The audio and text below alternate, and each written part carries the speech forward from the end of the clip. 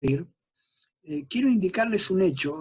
Lacan trabajaba como psiquiatra en una sala de guardia muy especial que en sus techos tenía frescos eróticos.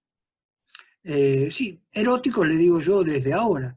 En esa época eran calificados de dibujos pornográficos por el tipo de actividades sexuales que mostraban y que para Lacan constituían una fuente de inspiración para su trabajo como psiquiatra. Eso se producía, si no me equivoco, en la sala de guardia del Hospital Sant'Anne. En efecto, yo fui a ver esa sala de guardia, pero para mi triste sorpresa ya habían borrado esos frescos. Me llevó la misma situación que me ocurrió con Freud. Cuando yo me encontré con 3 ensayos para una teoría sexual, debo confesar que yo lo leí pensando que iba a estar lleno de dibujos interesantes y de ilustraciones de los 3 ensayos de la teoría sexual, y me llevé el chasco de que no tienen una sola ilustración. Qué terrible. Lo mismo ocurrió con la pintura de los 4 últimas cosas que aparece en Psicopatología de la Vida Cotidiana, que se trata de un fresco, un mural erótico, pintado por Botticelli, seguro que ahora recordarán el lugar. O sea que lo que trato de indicar que no hemos sido intervenidos, sino que al contrario, nos colocaron en una ruta que quizás el psicoanálisis sería pertinente que no abandone.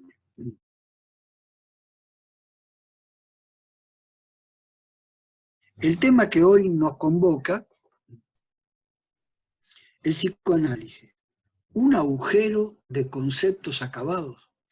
¿Qué quiero indicar con esto? Por favor, cada uno de ustedes, hemos acordado, gracias con Freddy Caicedo, Fran Rico y Arturo, hemos acordado, y con Siché, Zoom Politicón, que cuando alguno de ustedes quiera hacer una intervención, sea una pregunta, lo que se le ocurra, puede hacerlo.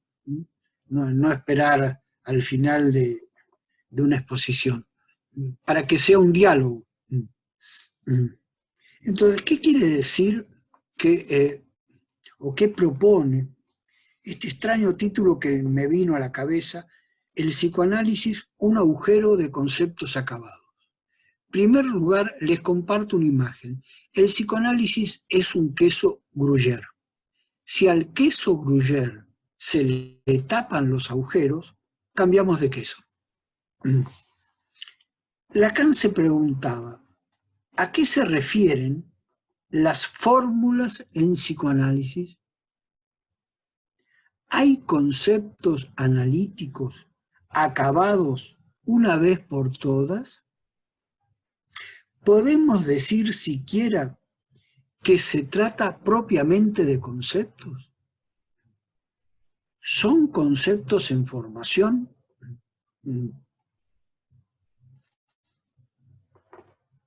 Estas eran preguntas que se hacía en el seminario de 1964, Los fundamentos del psicoanálisis. Y yo comparto, supongo que cada uno de ustedes lo saben, que este seminario tenía como parte del seminario un hecho social total. ¿Cuál era el hecho social total? Es que Lacan acababa de ser expulsado oficialmente de la Asociación Psicoanalítica Internacional. Considero que si ustedes en la lectura de este seminario incluyen este elemento del horizonte, van a tener una lectura un poco distinta, a mi gusto una lectura más a la letra de ese seminario oral. La otra cuestión es que el título de ese seminario, Los fundamentos del psicoanálisis, introduce sin advertir a sus lectores hoy, a sus oyentes en aquella época, un pequeño detalle. Ya no forma parte, ya ya no forma parte del psicoanálisis como fundamento el complejo de Edipo. Ustedes observarán que en ese seminario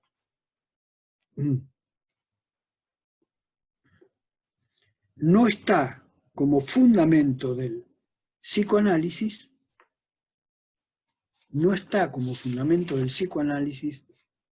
el complejo de Edipo. Les recuerdo que el complejo de Edipo para Freud era una palabra clave, un password, pero lo digo en el sentido más estricto de password.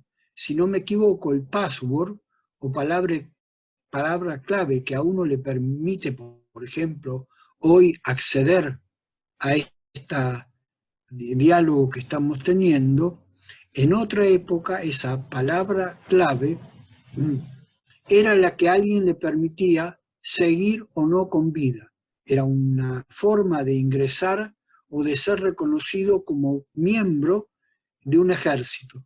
Si uno se equivocaba en la palabra clave, automáticamente era considerado un enemigo y pasaba a ser ejecutado.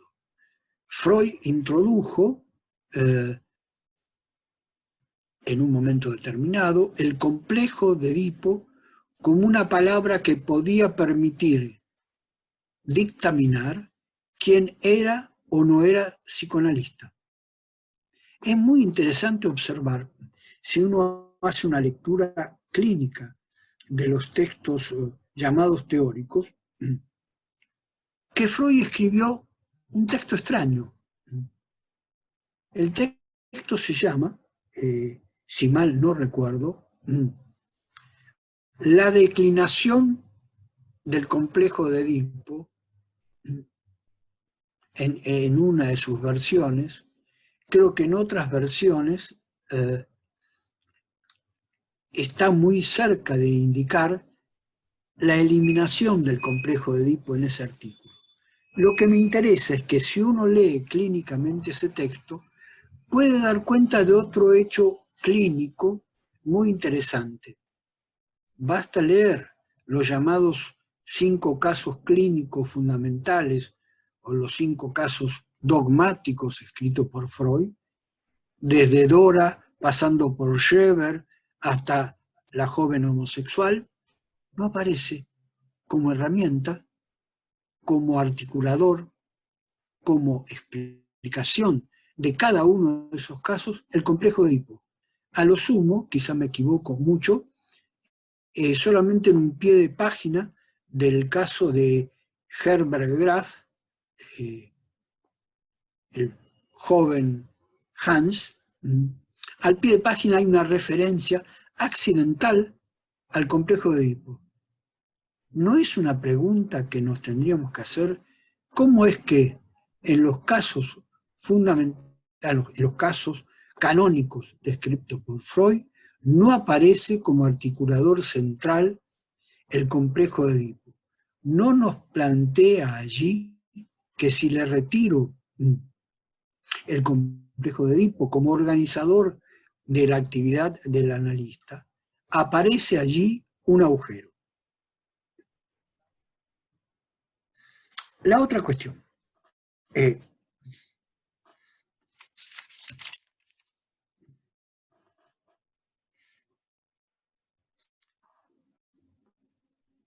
¿Cómo es que alguien puede abordar tal o cual cuestión indicando que se trata de psicoanálisis, o que se trata de un psicoanalista, o que se trata de un texto teórico del psicoanálisis? Creo que allí se introduce otro agujero. ¿Cuál es ese agujero? La enseñanza no es un agujero, es un concepto.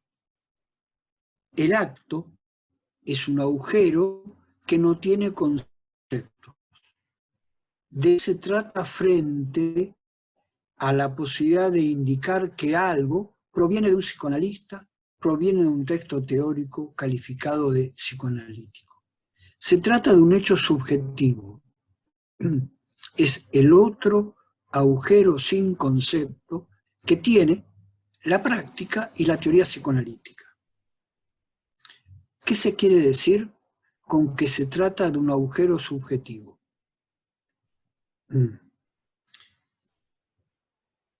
Les recuerdo que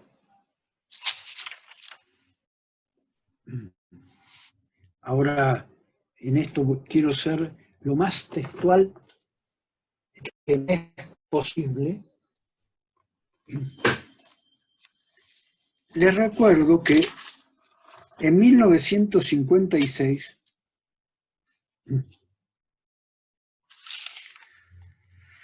ahora lo ubico bien porque creo que es importante.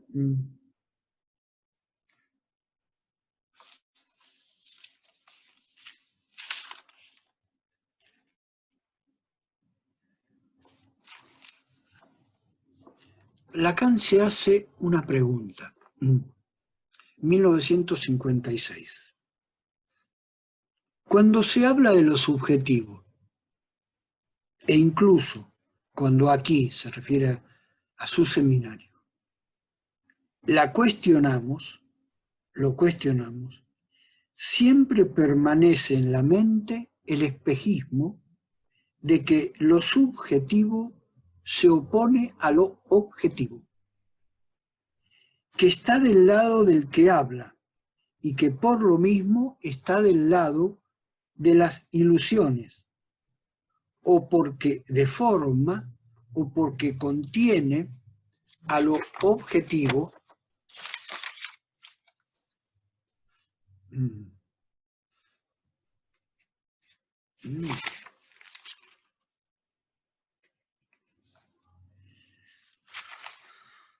Estoy un poco desordenado, como ustedes verán.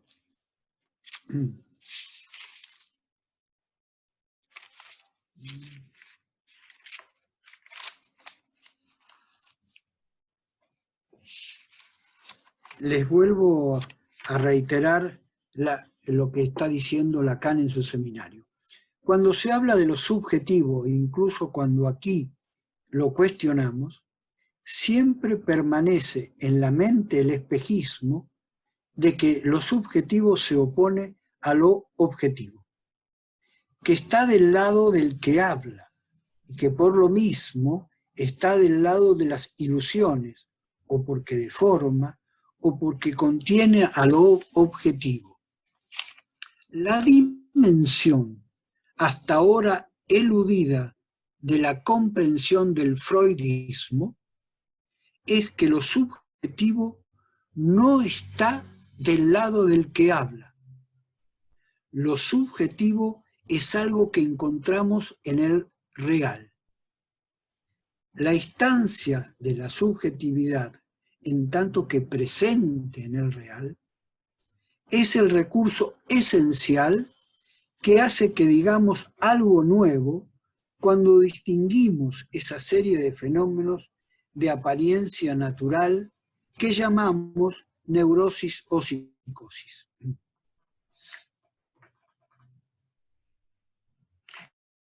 Me parece que sería un momento para detenerme un poco y recibir preguntas, objeciones de parte de ustedes de los que he dicho hasta ahora para presentar que un agujero en la práctica teórica y la llamada clínica analítica es la subjetividad, que por suerte la práctica analítica no tiene ninguna articulación con lo objetivo, y que lo subjetivo, lo que me hace, por ejemplo, indicar que tal persona es un analista o no, que tal artículo es un artículo analítico o no, es una apreciación subjetiva que proviene del real de esa intervención. Dicho de otra manera, eso es lo que me permite, al entrar en una galería de cuadros, quizás, en el mejor de los casos, solo quedar afectado corporalmente, afectado en mi carne, por uno solo o una sola de las pinturas que allí se exhibe, que para mí esa es una pintura. Podemos dialogar un poco.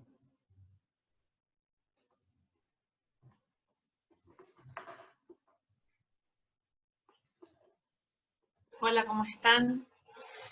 Soy Elena Viso. Es muy interesante, Alberto, lo que usted está planteando. Perdón, Elena, qué pena interrumpirte. Si pudieras prender el video, magnífico, si no, pues no hay problema. Acá estamos. Hola. Bueno, ¿cómo está? Qué bueno haber retomado la conferencia, a pesar del accidente inicial. Usted habló del complejo de Edipo, tan desgastado, en psicoanálisis, ¿no? Tan tratado.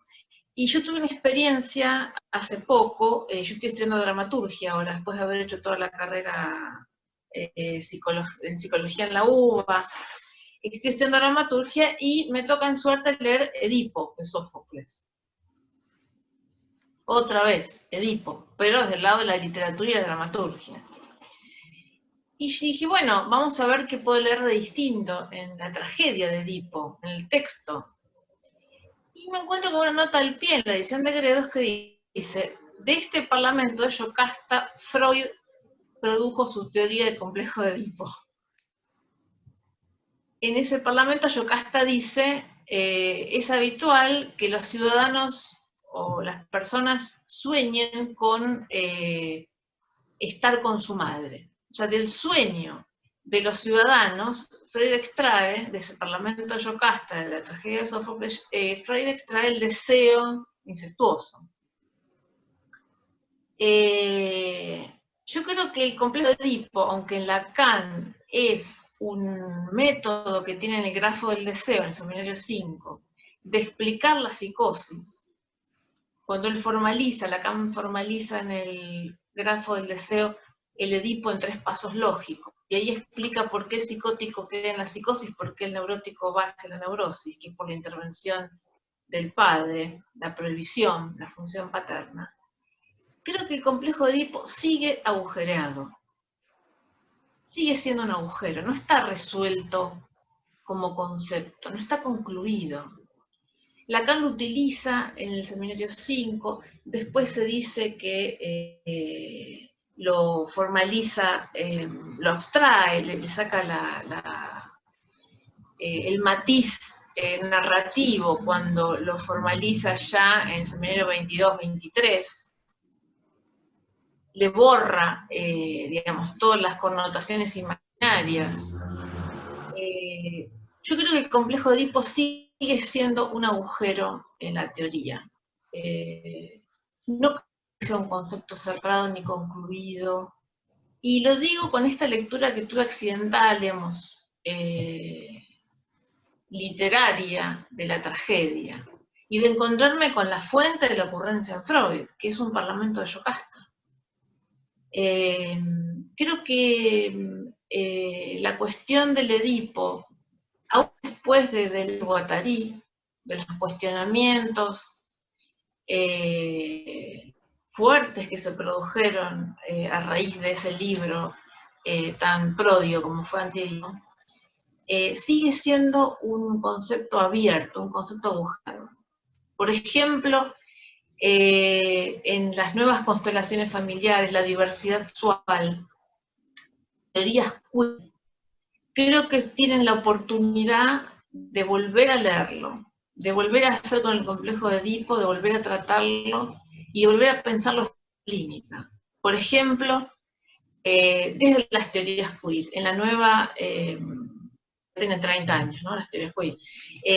En la nueva clínica, la clínica contemporánea, cómo pensar esa interdicción que en el grafo del deseo es la función paterna. Cómo pensarlo a la luz de las teorías queer.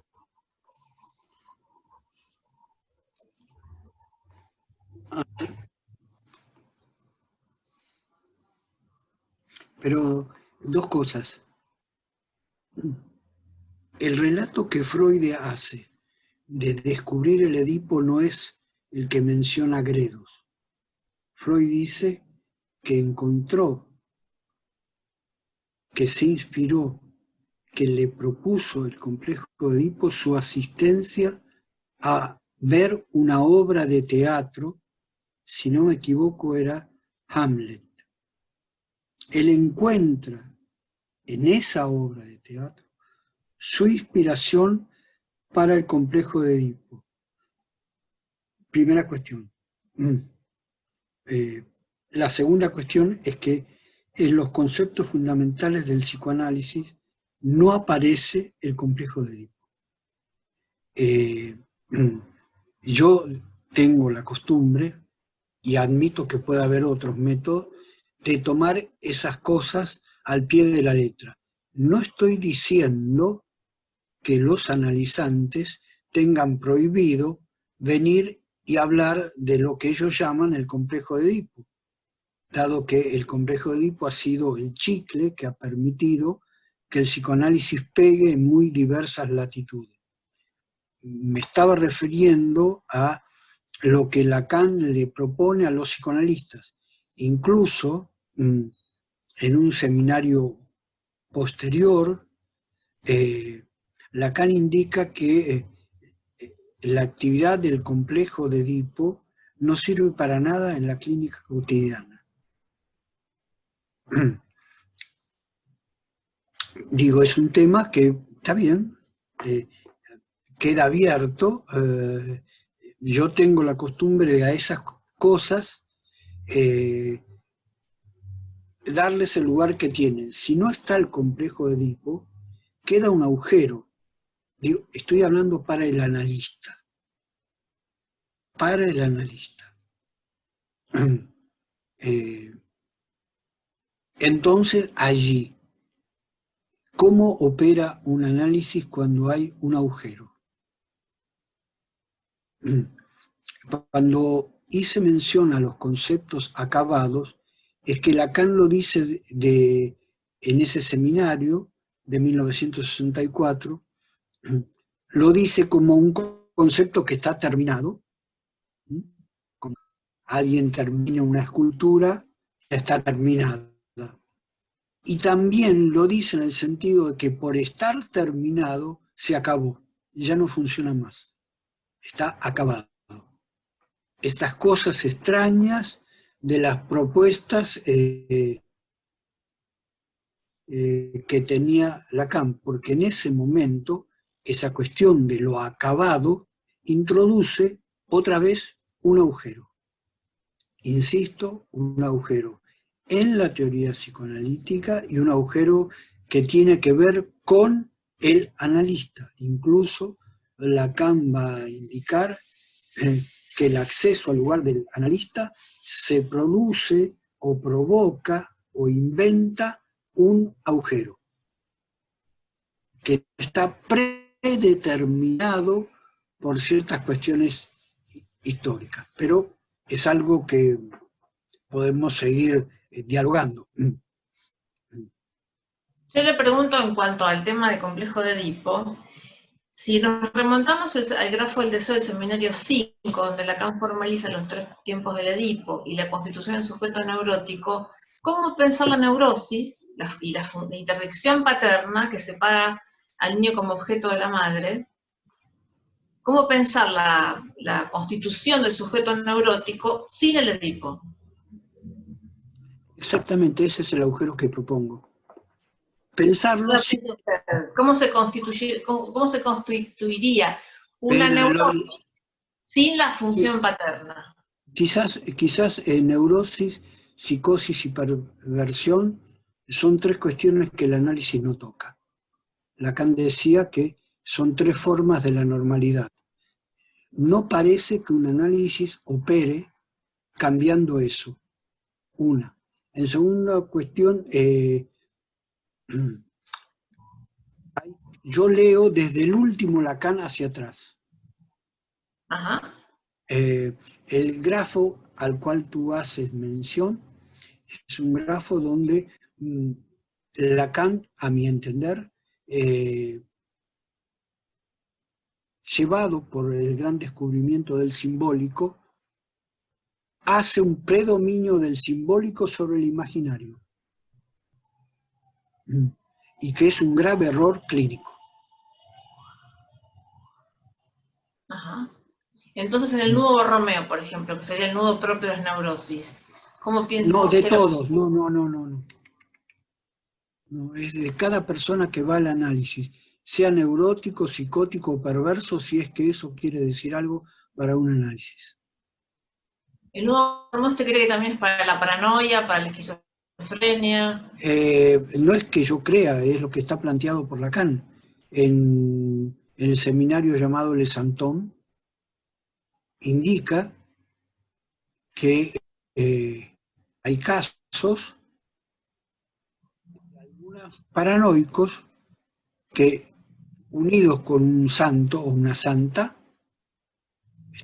un caso concreto, las hermanas Papin, se produce un anudamiento Borromeo.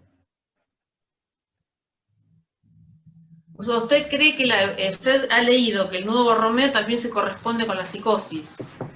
No, yo no me guío por ese método.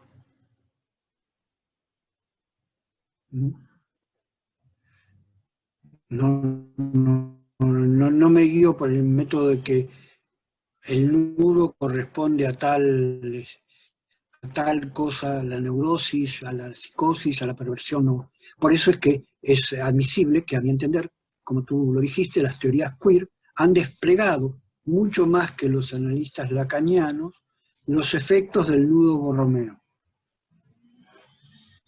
Entonces, Porque, el objeto A también cambia estatuto. correcto, estoy de acuerdo, sí. Por eso digo que la teoría psicoanalítica es un conjunto de agujeros ante conceptos acabados. Creo que es muy pertinente, no pierdan de vista esto que Elena está señalando. En efecto, una cosa es el objeto A, objeto causa del deseo, cuando comienza a aparecer en 1962, y otra cuestión es cuando ese objeto es tomado en el diagrama del nudo Borromeo. Cambia. Tomen en cuenta que el diagrama del nudo Borromeo introduce algo práctico. No hay relación entre simbólico, imaginario y real, y justamente por eso están anudados. Incluso, retomando tu inquietud respecto a lo que llama psicosis, el seminario Le Santon es un intento, a veces logrado, a veces no, de dar cuenta, si es que fuera así, de que James Joyce habría sido un psicótico.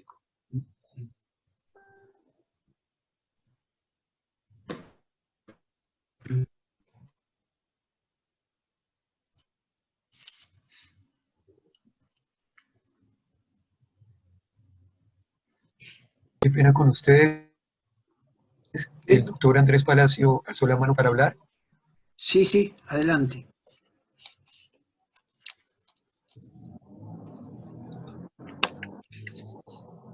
Buenas tardes.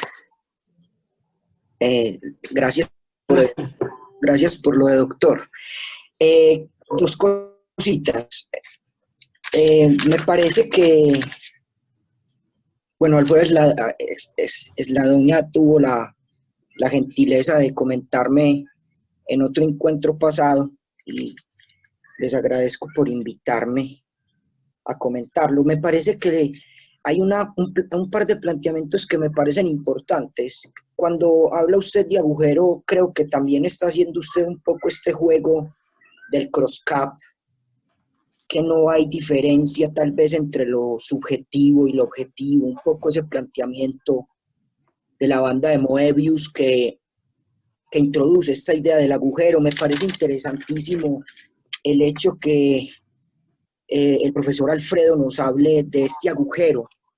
Como lo entendería yo en este momento es tal vez entender que la posición del analista no es la posición de llenar, no, tal vez la de un poco redoblar ese agujero, algún movimiento de la estructura, porque si uno lee en el seminario 11 Tige y automatón, creo que lo hablábamos en algún momento, no es lo mismo, digamos, la repetición en Freud a esta idea de la Tige que tiene Lacan, y con lo que hablaba ahorita con respecto a los nudos. Yo he leído la propuesta de un psicoanalista, Jean-Claude Maleval, que va por la misma línea de lo que plantea el señor Alberto, y es el nudo Borromeo, digamos, podría ser aplicable a todas las estructuras, pero en cada estructura, digamos, habría una propia estructura de ese nudo Borromeo, y lo indica muy bien en el seminario 23, porque si no, Joyce hubiera sido un psicótico si no hubiera tenido esta posibilidad del anudamiento a través de su obra, y bueno, demás detalles que hay con el caso de Joyce. Y quería también remarcar una idea que me parece muy interesante, es el hecho de cómo de una u otra manera el nudo Borromeo no puede ser solo aplicado a las estructuras psicóticas. En algún momento yo, en el seminario 23, Lacan dice, yo lo leía, que el nudo Borromeo tiene una posibilidad lógica de ser usado, porque también ese nudo Borromeo permite un movimiento de los elementos que lo constituyen.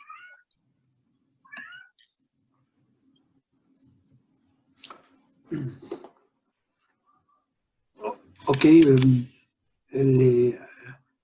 esto me quedé pensando en lo planteado por Elena Viso y por Andrés Felipe, que recién acaba de hablar. Me hizo recordar algo que quiero compartirles y que quiero que dialoguemos sobre eso. ¿Cómo es que, habiendo realizado en ese momento alrededor de ya 24 seminarios, en la clausura de un congreso de la escuela que él fundó, la École Freudienne de París,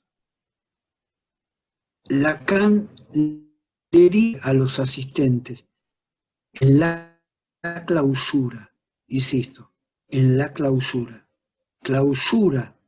ese congreso con lo siguiente: este congreso fue para mí una enseñanza.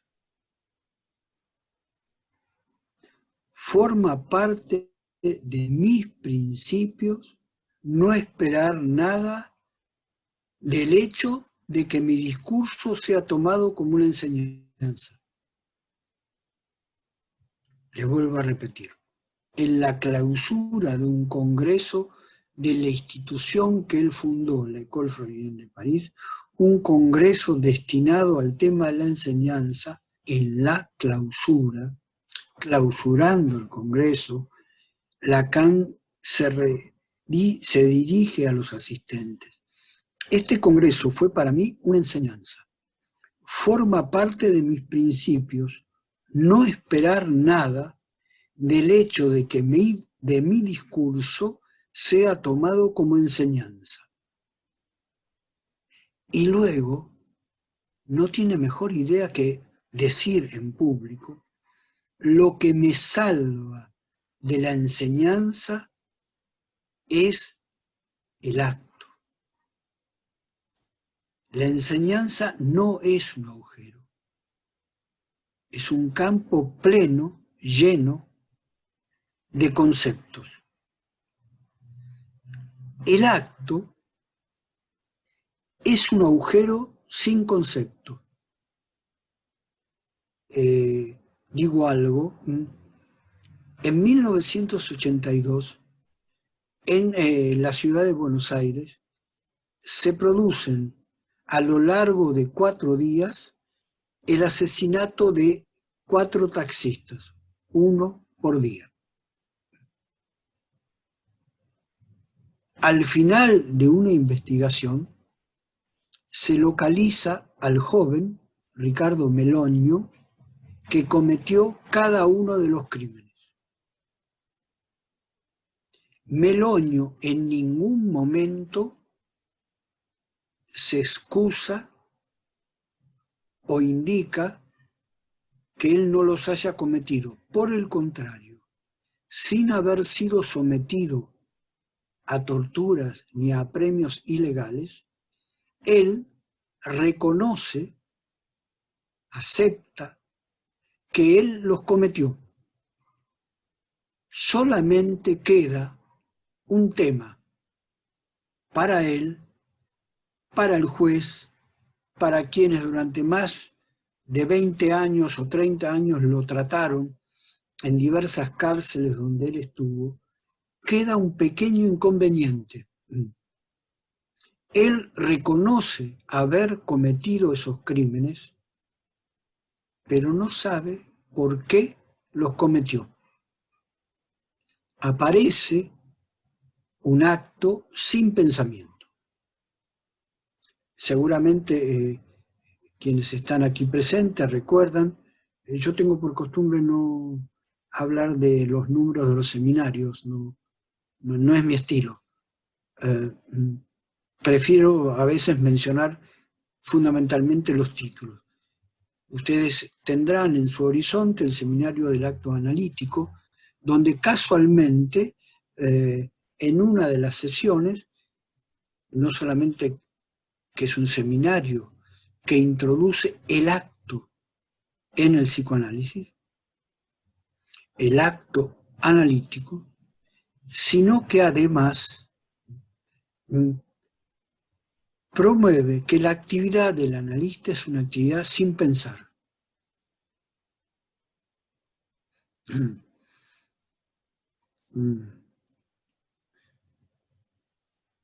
No dice que no haya otras actividades donde el analista tampoco piensa. Dice que la actividad, una de las actividades, la actividad del analista, es una actividad sin pensar. Vuelvo entonces a lo que recién les comenté. Ricardo Melogno, es una experiencia, una acción que está desarrollada por Carlos Busquet, un literato, quien tuvo una larga cantidad de horas dialogando con Ricardo Melogno, a resultas de la cual Carlos Busquet escribió un texto que se llama Magnetizado, conversación con Ricardo Melogno. Ricardo Melogno produce un acto sin pensar, sin tener los motivos para pensarlo. Durante varios años, no quiero hacer largo este relato, él recibe de quienes trataban de entender lo que había ocurrido, más o menos 15 o 20 diagnósticos distintos. Melogno acepta esos diagnósticos, pero indica que hay un tema, que él no se reconoce allí.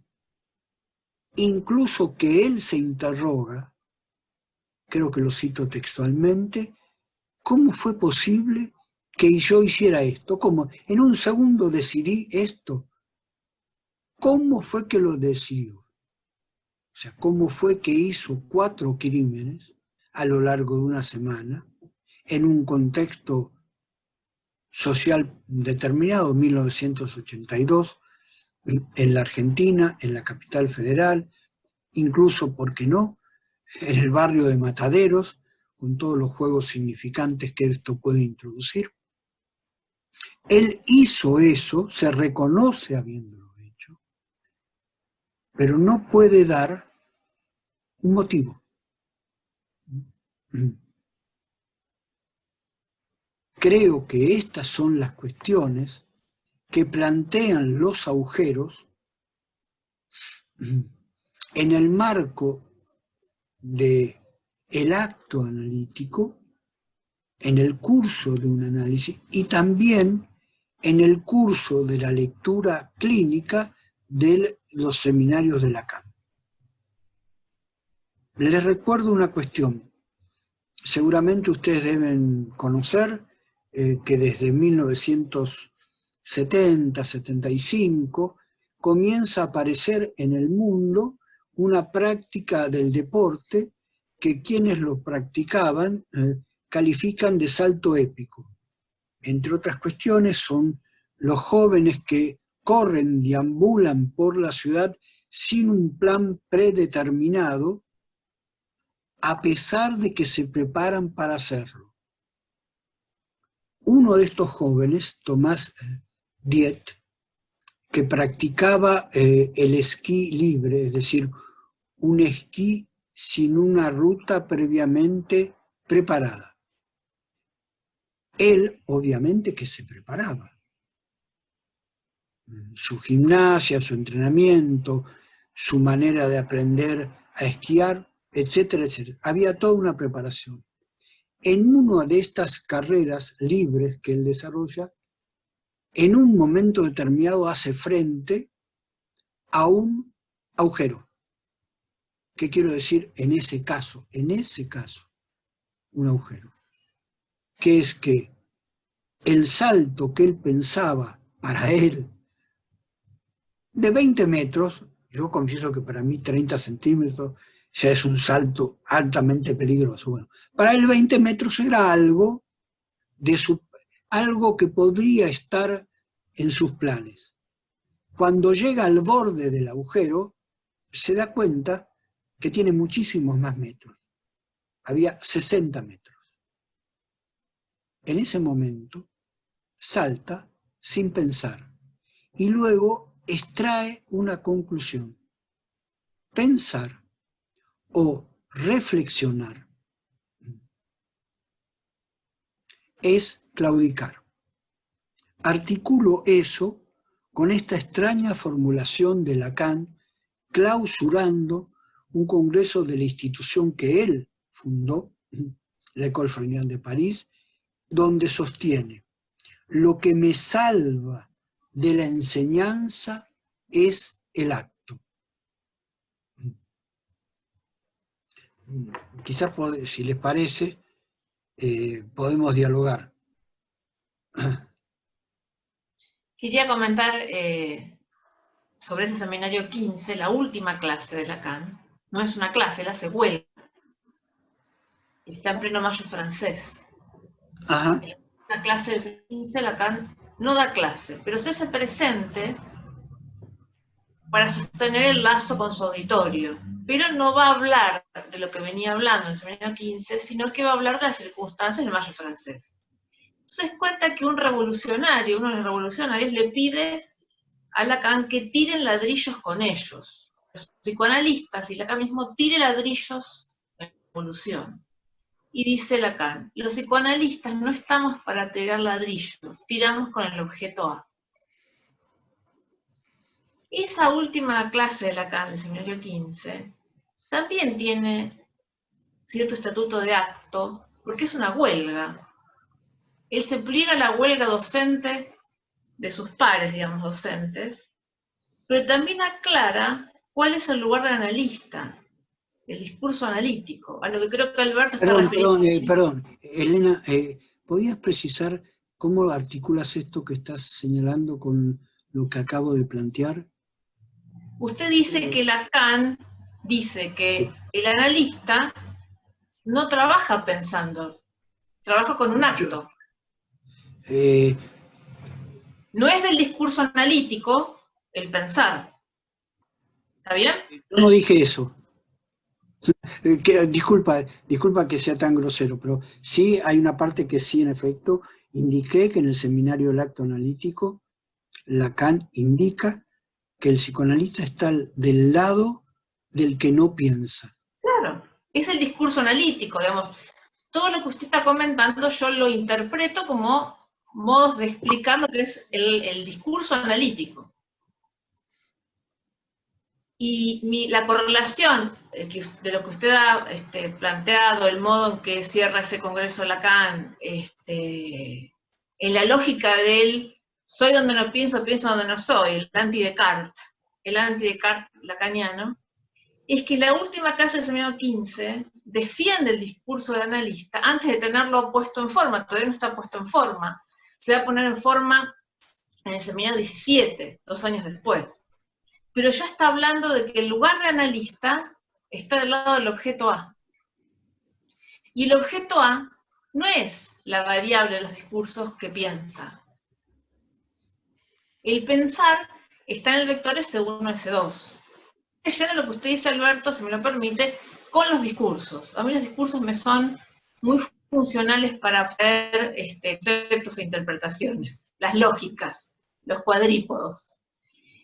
El seminario 15 termina con un acto de Lacan, que es hacer una huelga, y decir, no estamos para tirar ladrillo, estamos para tirar con el objeto A, que es empezar a poner en forma la lógica del discurso del analista.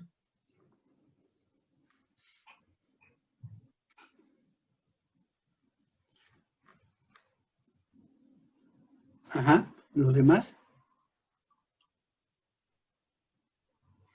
¿Qué tal? Buenas. ¿Podría hablar un segundito? Un segundo sí, ¿eh? Bueno, quizás me tome algunos más, no obstante. Igual le agradezco la amabilidad. Bueno, mi nombre es Gabriel y bueno, soy trabajador psicoanalista e integrante de la cátedra abierta Félix Guattari. He tenido la suerte de intercambiar en algunas ocasiones aquí en Capital Federal, en Argentina, con Alberto y a partir de la invitación de acá los compañeros de Son Politicón, también tuve la oportunidad en estos días, sinceramente no lo había hecho anteriormente, de detenerme a poder indagar la producción teórico-teorética de Alberto. Y en ese marco quisiera retomar algunas de las cuestiones que se fueron explayando hasta el momento. Voy a poner la cámara porque no me di cuenta y que no la había puesto. Ahí va. ¿Cómo va, Alberto? En algún punto, para retomar y hacer alguna contribución al intercambio, digamos, considero, mejor dicho, que la propuesta que nos comparte Alberto hoy es evidente que se escribe sobre fondo de la afiliación, si se quiere, que él tiene a un proyecto de escuela en donde la problemática de refundar los cimientos de una orientación estrictamente lacaniana del psicoanálisis se presenta como un desafío que vienen abordando de un tiempo a esta parte y trazando allí quizás algún tipo de distinción con cierto continuismo freudo-lacaniano que se promueve desde, si quiere, la Escuela de Orientación Lacaniana. Creo que en ese sentido y en ese marco de propuesta de refundar, valga la redundancia, los fundamentos de un psicoanálisis que se oriente en función estrictamente de las contribuciones de Jacques Lacan, haciendo esa ruptura con el corpus freudiano, introduce una serie de problematizaciones, creo yo, que al menos aquí en la Argentina, Alberto los conoce, digamos, son abordados, creo, el trabajo que realiza la escuela en donde participa Alberto, y luego también desde otro punto de miras, de los y las compañeras de apertura, con presupuestos teórico-políticos totalmente antagónicos en un punto, entiendo yo.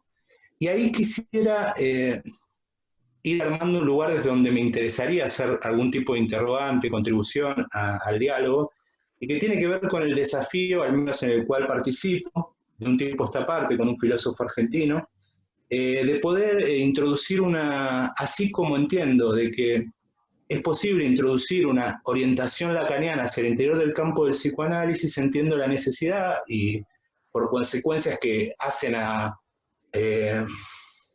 cuestiones estrictamente teóricas y también teórico-políticas de introducir una orientación marxista en el campo del psicoanálisis. Entiendo yo que esa orientación marxista hacia el interior del campo del psicoanálisis, que dista de una orientación lacaniana, encuentra sus fundamentos, claro está, en el método esquizoanalítico elaborado por Deleuze y Guattari, fundamentalmente por el trabajo que uno podría sistematizar en la obra de Guattari. Y en ese marco, dada esa intencionalidad, ante lo que entiendo, se podría establecer como una pregunta de qué justifica la necesidad de refundar, de establecer nuevos fundamentos para la orientación que tenga la práctica hacia el interior del campo del psicoanálisis. Creo que en ese marco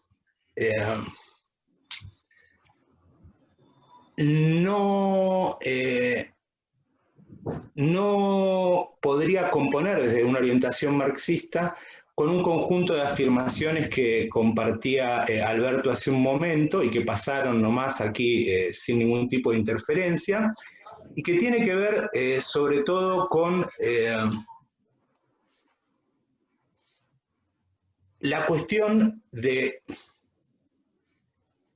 si se quiere, una denegación, yo lo llamaría así, en torno a la eficacia material de las determinaciones objetivas, y cómo esas determinaciones objetivas en la modernidad del capital, así lo llamaría yo, se elaboran de manera dramática en el campo subjetivo, conflictiva, y que si allí se deniega o se escotomiza, para tomar un término rosicheriano, la eficacia de las determinaciones objetivas, que eso no quiere decir que sean, que operen de manera conductista hacia el interior del campo de la subjetividad, sino que esta misma se podría concebir como un campo de elaboración conflictiva de las mismas contradicciones que el marxismo ha establecido en el campo de las determinaciones objetivas. Yo, estando revisando uno de los trabajos de Alberto, que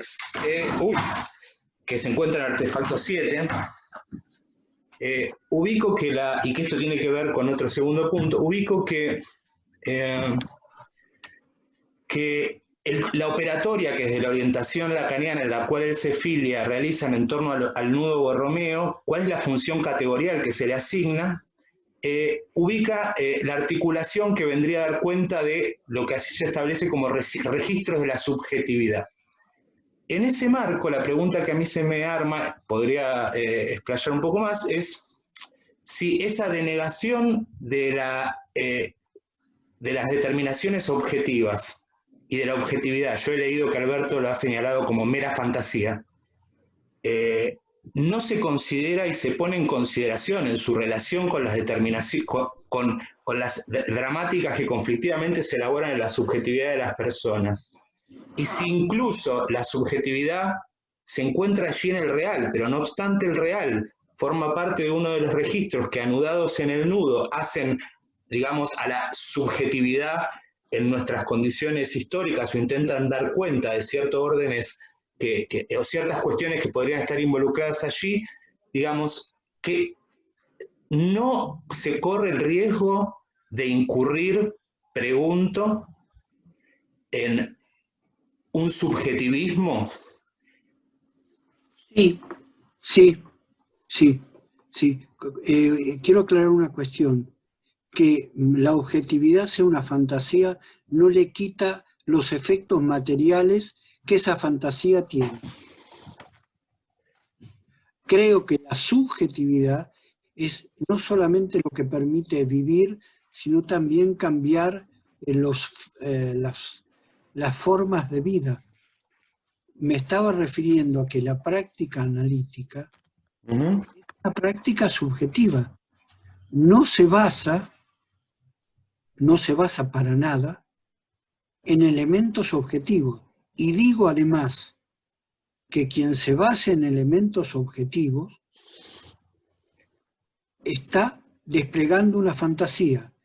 eso no quita que por ser una fantasía, no tenga efectos materiales, efectos imaginarios, simbólicos y reales, que están siempre presentes y que hay que ver cómo están presentes. Pero vuelvo a introducir algo que me parece que no hay que confundirse.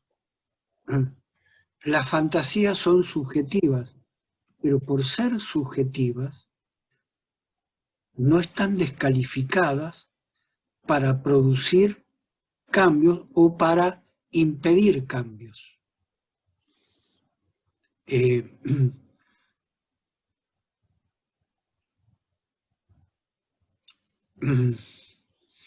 Me parece que es importante tener en cuenta esa distinción. Voy a introducir algo que quizás sea un poco más delicado, que es que Lacan localiza en sus últimos seminarios, él disuelve su escuela por el carácter religioso que tenía. En segundo lugar, quiero indicar que no habría que pasar por alto que, por ejemplo, esto que señaló Elena Viso, estemos o no de acuerdo con ella respecto al objeto A, el objeto A en Lacan no tiene ningún sostén si no es el Capital de Carlos Marx. Eso es parte de la subjetividad. No es para nada, no es pequeña cosa.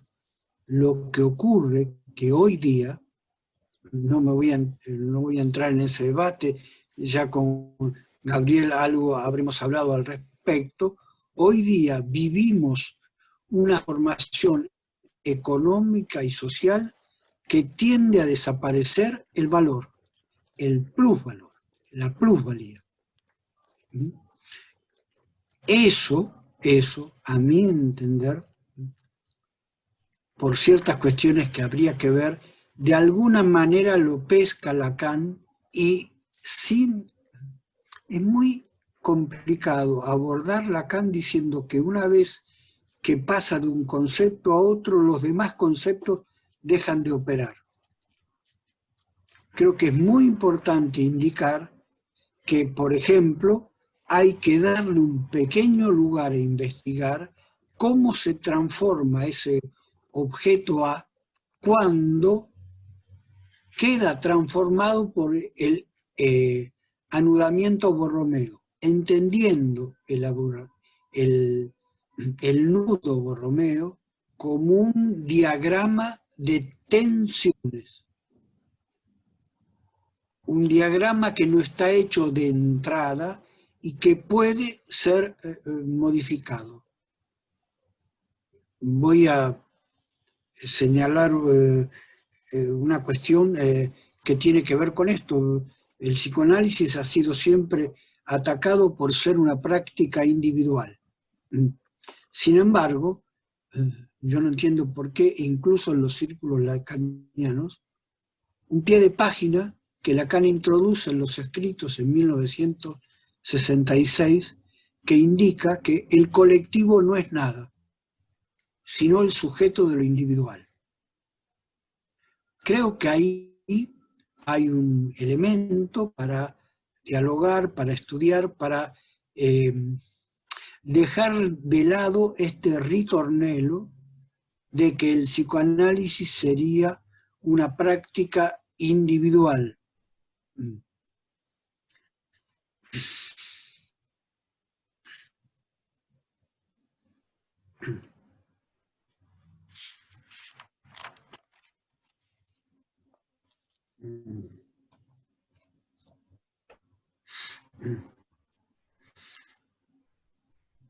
Lacan se preguntaba,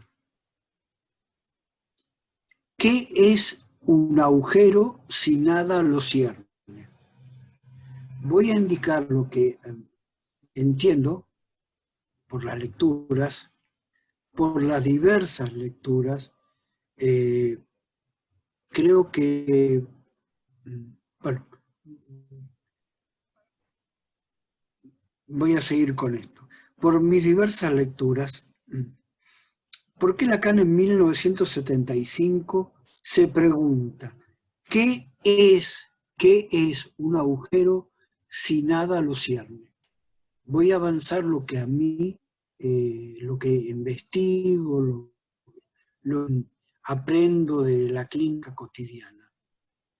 Un agujero que nada lo cierne es el agujero que se presenta en nuestras vidas cuando el horizonte del complejo de Edipo desaparece. El complejo de Edipo, por un lado, desaparece y sin embargo, para muchas vidas, eso le permite a esas vidas afrontar la vida que les toca vivir. Pero creo que podríamos simplemente preguntarnos qué ocurre que hace 20 años la Iglesia, para enfrentar la elección que realizan algunas mujeres, sean muchas o pocas, de tomar una decisión sobre su cuerpo. Ustedes convendrán que esa decisión de algunas o de muchas mujeres pone en tela de juicio esto que ha formulado en algún momento Freud, de que la infancia es destino y que habría ya un destino escrito. De pronto, algunas mujeres, insisto, sean muchas o sean pocas, formulan que quieren decidir sobre lo que ocurre con su cuerpo y la forma, el contenido de vivir su cuerpo. Yo creo que eso abre un agujero en la subjetividad. Eso abre un momento subjetivo que no es alcanzado por la formulación del complejo de Edipo. Porque en acto, la solicitud de que se realice, por ejemplo, un aborto de manera legal e incluso pública, es una puesta en tela de juicio, mucho más, es un acto que abre una vida subjetiva de un agujero que nada lo cierne. Digamos que para algunas vidas el complejo de Edipo cierne un agujero, le permite a algunas vidas realizarse como vidas, pero de pronto aparece este hecho que acabo de indicar, que se permite abrir un agujero sin estar cernido por el marco referencial anterior. Y entonces solamente queda como posibilidad estar en ese agujero que solamente está cernido por el agujero. Es decir, por ejemplo, que en el marco del desamparo, en el agujero del desamparo, sea el desamparo que muestran las formas estatales de organizar una sociedad, el desamparo en que quedan las vidas subjetivas que antes estaban orientadas por los ideales paternales, malos o buenos, pero que organizaban la vida, aparece el desamparo. En el desamparo es posible inventar formas nuevas de vida, formas distintas de vida.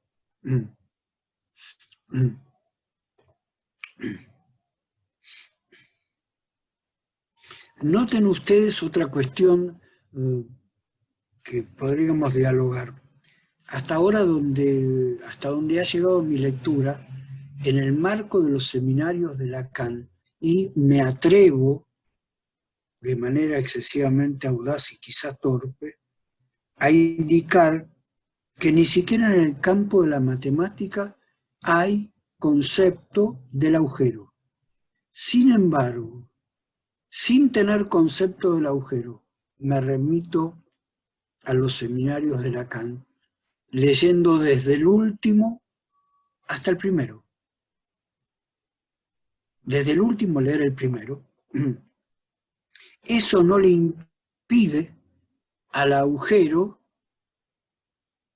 ser un momento que permite iluminar y vivir en una zona de desamparo, sin tener que recurrir a lo que otros necesitan recurrir.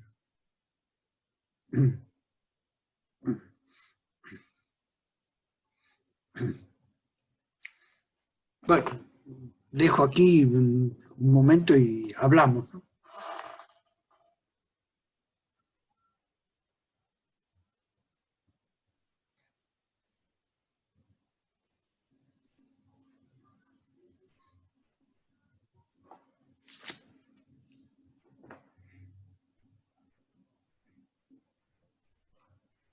Perdón, una cuestión más. Sí, tras que todo esto es para cada quien complicado y tenemos posiciones diferentes, se introduce algo más. Lacan no tiene menos idea que introducir algo muy extraño, que en el psicoanálisis, en la teoría y en la práctica de un análisis hay dos clases de agujero. Hay un falso agujero y un agujero verdadero.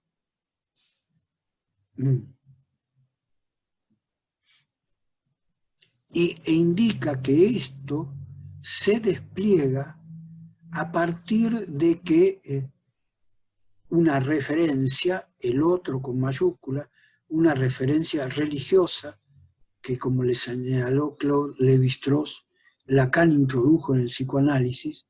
Lévi-Strauss le advertía en 1950 y tanto, cuando él asistía a los seminarios de Lacan, el peligro de que el concepto del otro introducía por la ventana la religión que había sacado por la puerta.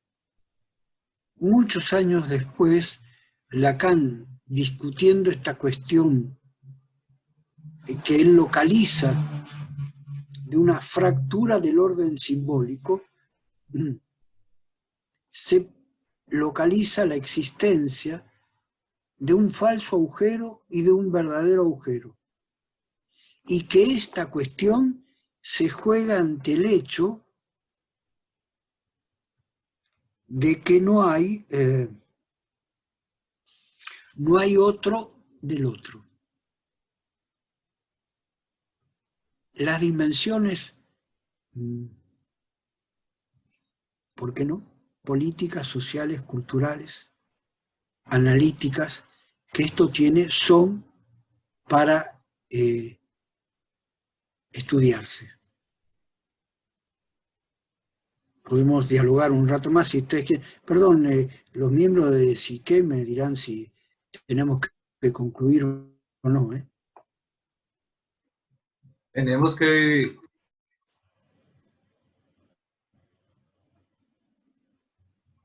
No hay ningún problema, Alberto. No hay ningún límite de tiempo. Siempre y cuando haya ánimo de hablar, podemos continuar.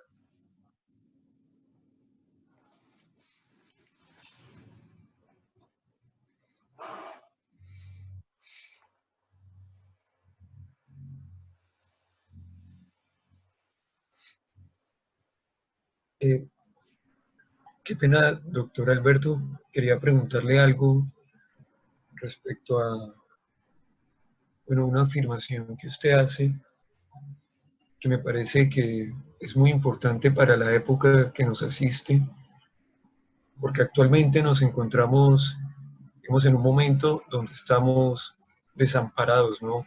Desamparados por las instituciones, con esto que pues a veces llamamos neoliberalismo, pero que de pronto que los que se identifican con la ideología libertaria no les gusta mucho esa nominación, pero en fin, más o menos esto describe como el privilegio que se le da al libre mercado por encima de una regulación estatal, ¿no? Y podría calificarse que la condición humana en estas circunstancias son de desamparo. Y en el marco, digamos, de este panorama que estoy planteando, me gustaría preguntarle si puede profundizar un poco más en esa afirmación que hace de que es en el desamparo donde es posible inventar. Excusas. En el desamparo es posible inventar nuevas formas de vida. Te agradezco. En primer lugar, quisiera retomar a mi cargo una localización que hizo Amador Fernández, un filósofo español, de que estamos ante una voracidad increíble del régimen capitalista. Tomo nota de la mención que hizo Elena Viso respecto de los llamados 4 discursos. Simplemente quiero indicar que algún tiempo después Lacan introdujo un 5.º discurso que tiene una característica: rompe la lógica de los 4 discursos. Mientras los 4 discursos giraban con una cierta orientación entre sus 4 términos heterogéneos, el 5.º discurso, discurso del capitalista, discurso del capitalismo, gira en sentido contrario, rompe la lógica de los 4 discursos. Segunda cuestión, este 5.º discurso no suele tener mucho aprecio por el público del psicoanálisis lacaniano.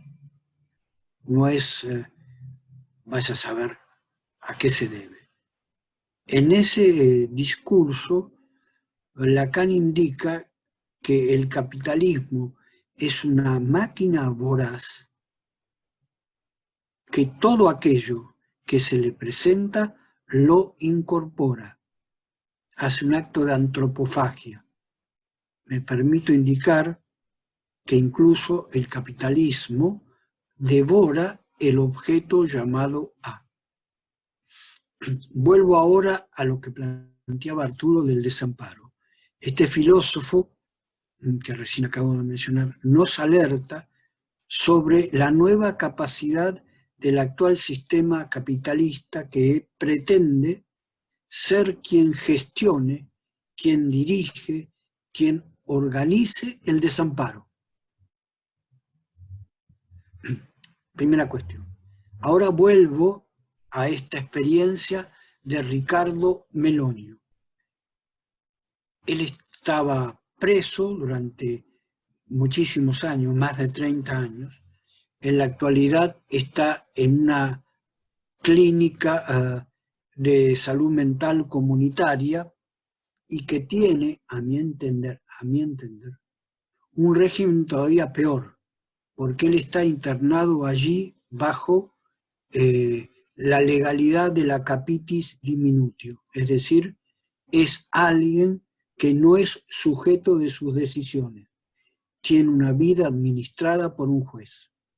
Sin embargo, ustedes se darán cuenta que es, desde un cierto punto de vista, un enorme desamparo haber sido desprovisto de sus derechos elementales. Si no me equivoco, por ejemplo, si él quiere comprar un dentrífico, tiene que solicitar la autorización de su tutor que le administra la gestión de su dinero. Pese a eso, Ricardo Melonio en ese desamparo absoluto, inventa una forma de vivir. Una forma de vivir que sugiero que hay que estudiar, aceptando de que esa es la forma que él inventó en el desamparo. No la inventó desde fuera del desamparo.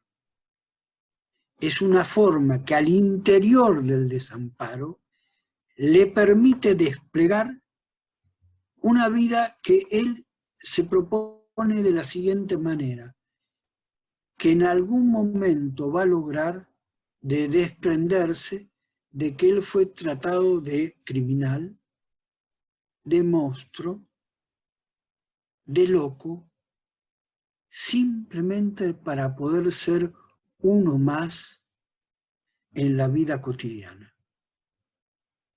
Eso lo construyó en el marco de un desamparo. No lo construyó desde fuera del desamparo. Él nos cuenta una experiencia suya. Durante alguna cantidad de años estuvo internado en un pabellón psiquiátrico del Hospital Borda, que ya en esa época era considerado algo peor que un desamparo total. Sin embargo, él, después de estar allí, estando allí, localiza algo que en el desamparo le permite sobrevivir. ¿Qué era lo que le permitía sobrevivir? Que era tal el grado de medicamentos que les inyectaban que él de noche podía dormir, porque no tenía ya que estar alerta ante la posibilidad de que otro interno lo ataque.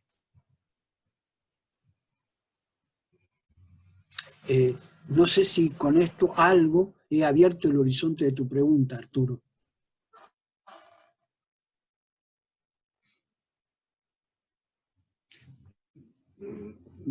Indicaría algo más. Creo que hay muy buenos estudios sobre cuál es el futuro después de la pandemia. Han escrito filósofos muy importantes. Agamben, Villain, muchos otros. La cuestión de que el psicoanálisis no es una práctica futurista. El psicoanálisis se practica, se hace con la harina que se tiene. Cómo en este actual desamparo que el sistema capitalista pretende administrar, cómo es posible abrir pequeñas grietas, pequeñas salidas que permitan que una vida se realice. Alberto, Sí. una consulta. Quería compartir dos preguntas, compartirte en torno a alguna de las últimas elucidaciones que fuiste compartiendo, sobre todo allí cuando establecías una serie de reflexiones en torno al discurso capitalista y ubicabas en los términos que vos empleabas la fase actual del capital como una máquina voraz antropofágica e incluso, digamos, incorporando lo que vos establecías como objeto A. Yo desde la tradición del marxismo, de la crítica del valor en la cual me filio, o sea, digamos, no podría dejar de ubicar allí al capital en tanto sujeto de la totalidad, ¿no? Una totalidad contradictoria, pero totalidad al fin. Entiendo que desde una orientación lacaniana aquello tiene que ver con todos los problemas relacionados con el no hay. Y en ese marco ubicabas esta realidad de la fase actual del capital, y el desafío que vos introducías es que se le presentaría al capital es la organización, ¿no? y la gestión de las existencias sobre fondo de, yo diría, no sé si estarías de acuerdo, de una crisis generalizada que lo recorre de cabo a rabo. Uno de los motivos es la crisis de acumulación que vos señalabas, haciendo referencia a Lacan en torno a los problemas relativos a la generación de plusvalía, ¿no? Pero no sé si compartís esta afirmación de que atravesamos, que la fase actual del capital atraviesa una crisis generalizada, yo lo diría guattarianamente, que recorre el conjunto de los territorios existenciales. La pandemia extrema esa situación de crisis, y la pregunta allí, lo habíamos hablado en otras ocasiones, pero no tuvimos oportunidad de desplayar en esta pregunta en torno a cuáles son las consecuencias que vos ubicás hacia el interior del campo del psicoanálisis, más estrictamente en lo que hace a su faceta a nivel de la práctica clínica, de este desafío que plantea este momento voraz del capital, cuáles podrían ser las consecuencias a nivel, por decirlo rápidamente, de la clínica. Esa sería una pregunta. Y la segunda pregunta sería, desde la orientación lacaniana en la cual vos te filiás, ¿cuáles serían algunos de los índices que se podrían establecer para dar cuenta que aquello que se realiza en la clínica psicoanalítica con esa orientación no se inscribe precisamente como un elemento más de la gestión y de la organización de la crisis que el capital intenta dinamizar? Son esas dos. Ok, bien. Te agradezco mucho, Gabriel. Ahora te contesto, pero quería preguntarle si Arturo en algo respondí a su pregunta. Sí, muchas gracias, señor Alberto. Me quedo con lo que menciona acerca de este horizonte de encontrar ciertas grietas para la realización del sujeto, si bien entendí, ¿no? Pues me quedo pensando, bueno, sí, ¿a qué se refiere con realización del sujeto?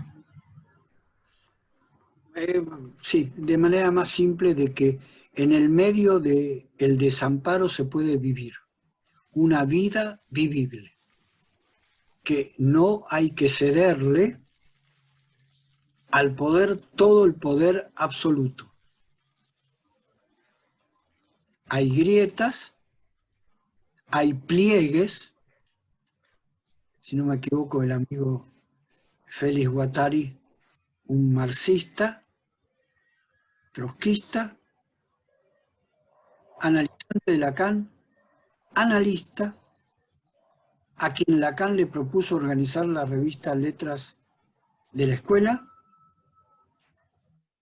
y que hasta 1981 acompañó a Lacan para la disolución de la École Freudienne de París.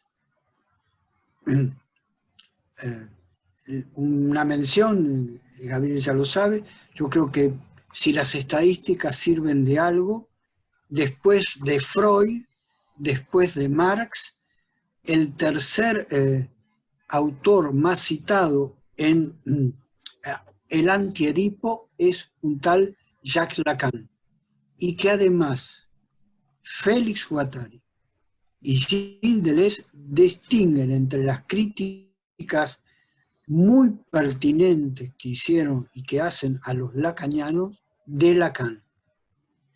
Ahora voy a lo que planteó Gabriel, y que, bueno, va a abrir un diálogo, espero constructivo, como ha sido hasta ahora, con Elena Viso. Uno de los efectos de esto que he planteado es que no solo está el objeto A, se abre para el psicoanálisis otro horizonte, que no necesariamente está organizado por el objeto A. Indico algo, creo que Elena debe estar de acuerdo, para los que están aquí. En la publicidad es notorio el intento y el logro del sistema de apropiarse del objeto a causa del deseo.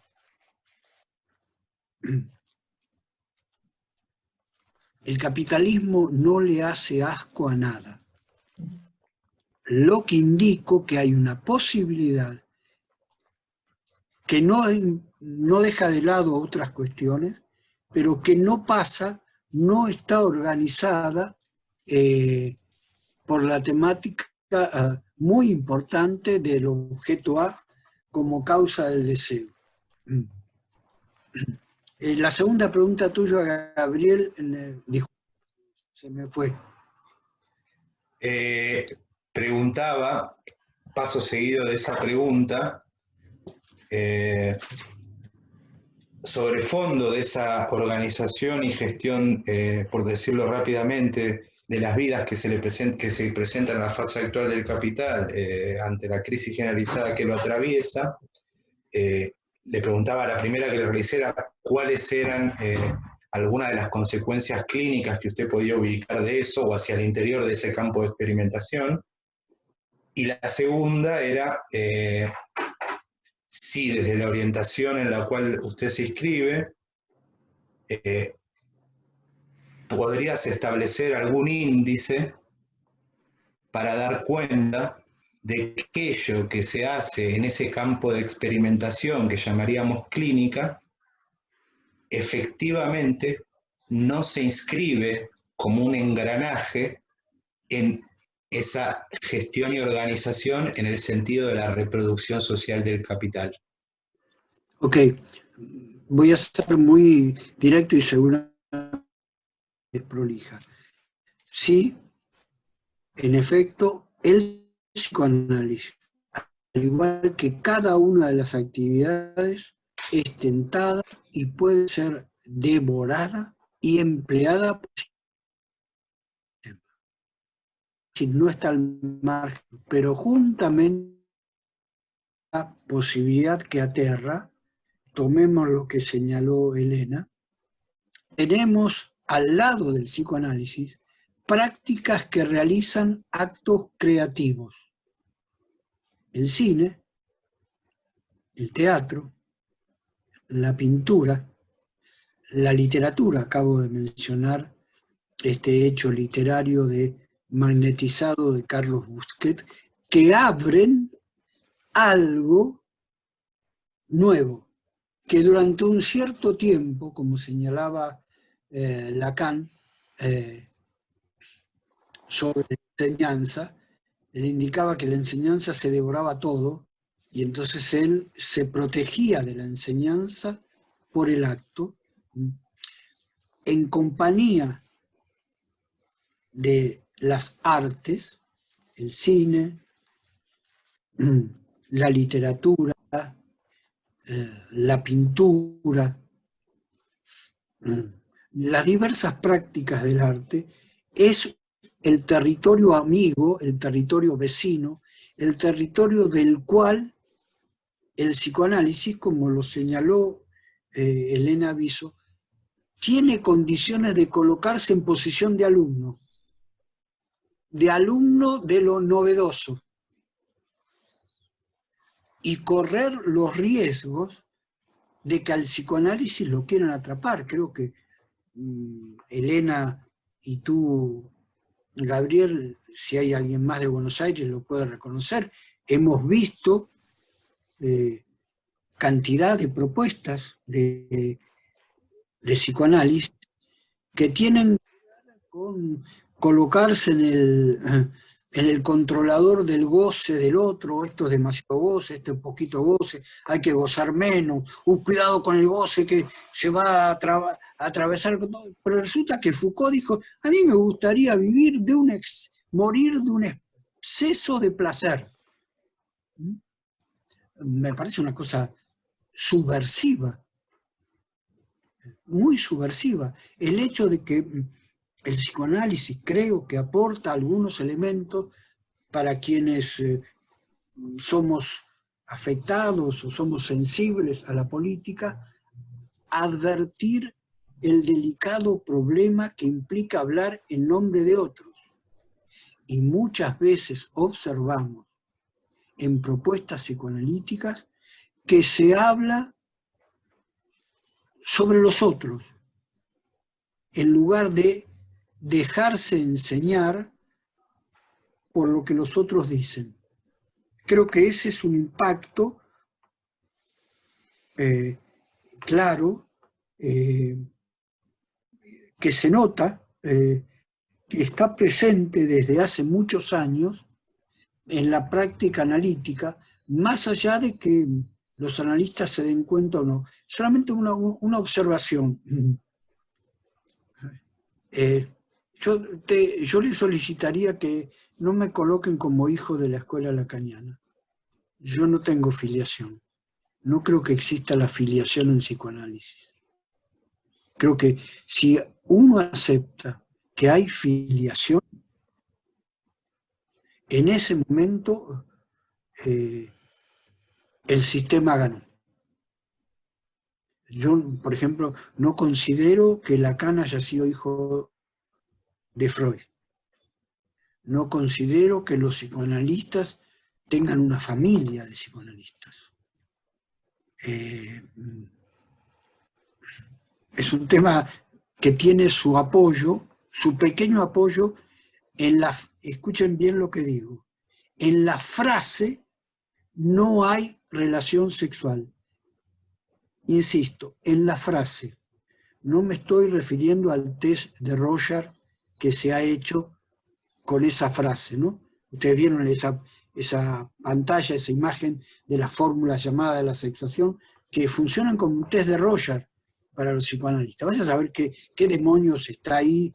A mí siempre me molestó un poco de que se habla en esas fórmulas de un costado hombre y un costado mujer. Y de pronto un día me pregunté, ¿pero cómo?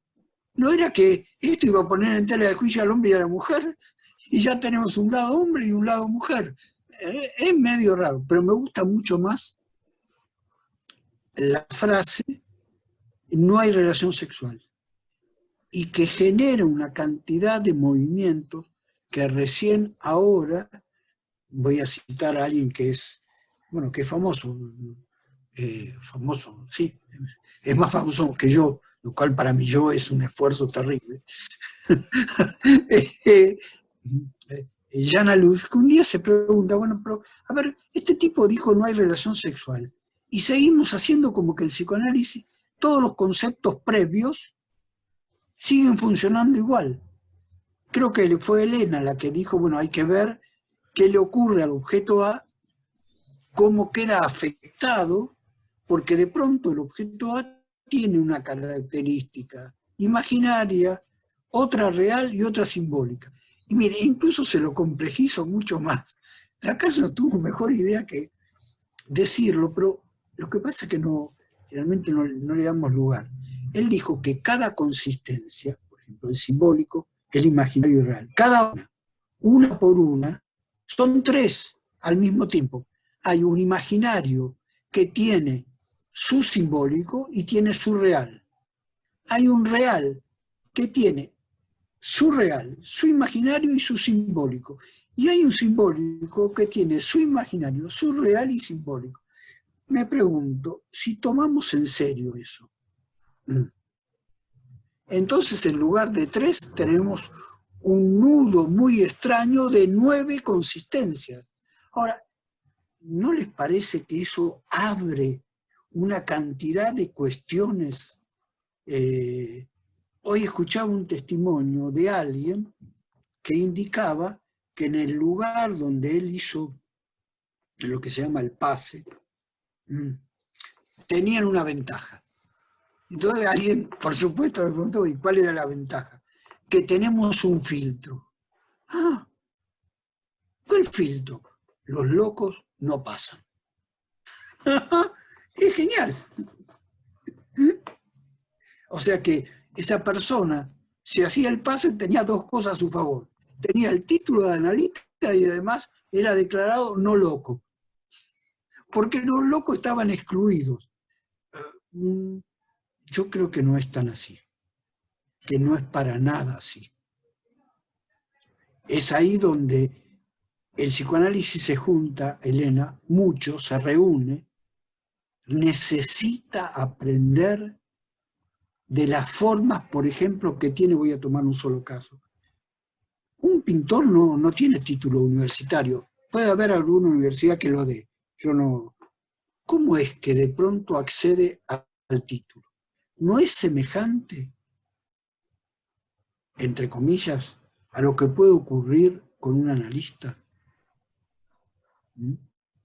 Un analista que se presenta a un dispositivo que no tiene un filtro psicopatológico. Ustedes saben que Ana Freud, sea cual sea su vida subjetiva, introdujo en la Asociación Psicoanalítica Internacional un filtro que hace algunos años, 20 años fue, sin decirlo, derogado. ¿El filtro cuál era? Los llamados perversos no pueden acceder al título de analista. Esta otra institución más moderna de este testimonio que les acabo de dar, dijo, bueno, está bien, los perversos vaya y pase, pero locos no. A los locos los filtramos, no pueden pasar al título de analista. Yo creo que el arte no se ocupa de estas cosas, se ocupa de cómo el hacer de alguien montar una obra de teatro, hacer una estatua, forjar una pintura, escribir un libro. Eso hace que haya algo que hace surgir el lugar de pintor, de escritor, de director de teatro, etcétera, etcétera. Es ahí donde encuentro un nuevo horizonte entre el psicoanálisis y las prácticas artísticas. Perdón, yo creo que ya me excedí en la confianza de Fran, Arturo y de Freddy, y de usted también. Si les parece, podríamos, no sé, podríamos concluir aquí, pero ustedes deciden. Sí, claro que sí. Ha tenido el manejo y bueno, incluso en el cierre también, no solamente lo que podemos decir en nombre de Psique, de las tres personas que lo componemos, que muchas gracias no solamente a Alberto Esladoña por muy interesante disertación, simplemente acotar que todo el tiempo evoqué el texto de Donald Winnicott, Nada en el centro.